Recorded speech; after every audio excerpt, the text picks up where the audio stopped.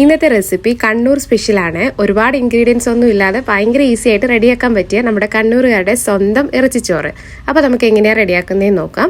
അപ്പോൾ അതിലേക്ക് വേണ്ടിയിട്ട് 3 മീഡിയം സൈസുള്ള സവാള, പിന്നെ കുറച്ച് വെളുത്തുള്ളി. സവാളയൊക്കെ ഇതുപോലെ ഒന്ന് അരിഞ്ഞെടുക്കുന്നുണ്ട്. പിന്നെ മിക്സിയുടെ ജാറിലേക്ക് പച്ചമുളകും വെളുത്തുള്ളിയും ഇഞ്ചിയും കൂടി നന്നായിട്ടൊന്ന് ചതച്ചെടുക്കുന്നുണ്ട്. പിന്നെ മീഡിയം സൈസുള്ള 3 തക്കാളി എടുക്കുന്നുണ്ട്. 3 കപ്പ് കൈമ റൈസ് കഴുകി വൃത്തിയാക്കി ഒരു 20 മിനിറ്റ് സോക്ക് ചെയ്യാൻ ഇടാം. പിന്നെ ചോറ് വെക്കാൻ വേണ്ടിയിട്ട് നെയ്യും വെളിച്ചെണ്ണയും 2 ടേബിൾ സ്പൂൺ വീതം ചേർത്ത് കൊടുക്കാം. പിന്നെ സ്പൈസസ് ഇട്ട് കൊടുക്കാം. പിന്നെ നമ്മൾ നേരത്തെ ചതച്ച് വെച്ചിരിക്കുന്ന സംഭവങ്ങളൊക്കെ ചേർത്ത് കൊടുത്ത് നന്നായിട്ടൊന്ന് വഴറ്റിയിട്ട് സവാള ചേർത്ത് കൊടുക്കാം. ഒന്ന് പെട്ടെന്ന് വഴറ്റി കിട്ടുന്നതിന് വേണ്ടി ഉപ്പ് ചേർത്ത് കൊടുക്കാം. നന്നായിട്ട് വഴറ്റിയ ശേഷം കറിവേപ്പില, പിന്നെ അത് കഴിഞ്ഞ് ചിക്കൻ ചേർത്ത് കൊടുത്ത് നന്നായിട്ടൊന്ന് ഈ ചിക്കൻ്റെ ആ ഒരു റെഡ് കളർ ഉണ്ടല്ലോ അത് മാറി ഒരു വൈറ്റ് കളർ വരുന്നതിന് വരെ നന്നായിട്ടൊന്ന് വഴറ്റിയെടുക്കാമേ.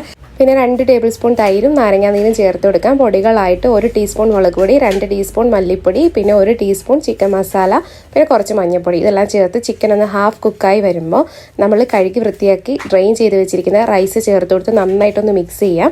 ഞാനിപ്പോൾ 3 കപ്പ് അരിയാണ് എടുത്തിട്ടുള്ളത്. അതുകൊണ്ട് 4.5 കപ്പ് വെള്ളമാണ് ചേർത്ത് കൊടുക്കുന്നത്.